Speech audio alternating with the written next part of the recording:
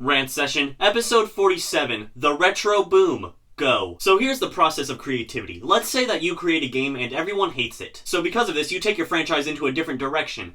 And everyone hates it because it's not like the first one. It's a constant cycle of no one liking what you make. But after so much time, people begin to miss how your game used to be. So you decide to make a game that harkens back to the original, and bam, just like that, everyone loves it. Simple as that. Yeah, generally in pop culture, and specifically in the gaming community, everyone has so much love for stuff that was created 20 years ago. I remember everyone used to hate Super Mario Sunshine until around 3 to 4 years ago, then everyone was begging Nintendo to remake it. So after a while, video game companies started to take note of this phenomenon and give their answer to it. So what was their answer?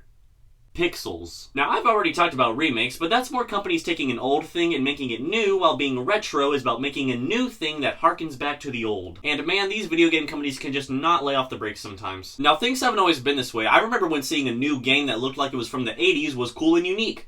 Now I hate anything that even resembles a pixel, but rest assured knowing that it was cool at one point. I'd say that the true tipping point where things went from nice to insane was the release of the NES Classic Edition in 2016. You see, back in the mid-2010s, Nintendo really hated making money. Every game was a disappointment to fans, and it was getting hard to justify buying their stuff. So after a while, Nintendo said, well, we give up, and released something that was sold out all across the country. The NES Classic Edition is an awesome little plug-in console with 30 of the best NES games at your disposal. I was fortunate enough to obtain one soon after it released, and man, a 12-year-old Lawson who had never played anything before the DS era thought this was the coolest thing in the world. And I still prefer playing NES games on it as opposed to the Nintendo Switch Online service. But that console was the start of the love for everything retro. Sony, Sega, and Nintendo made more of these Classic Edition consoles to cash in on that nostalgia, and a lot of new games' selling points were that they were like the old ones. Call of Duty, Crash Bandicoot, Paper Mario, and so many others had so much buzz around them because they said they did things like the originals. And man, every time Sega releases a new game, it feels like they're saying, hey guys, remember when our series was good? It's just begun to feel like a little bit too much. I feel like in 2013, if you saw an 8-bit Mario sprite in a new game, you'd go, oh.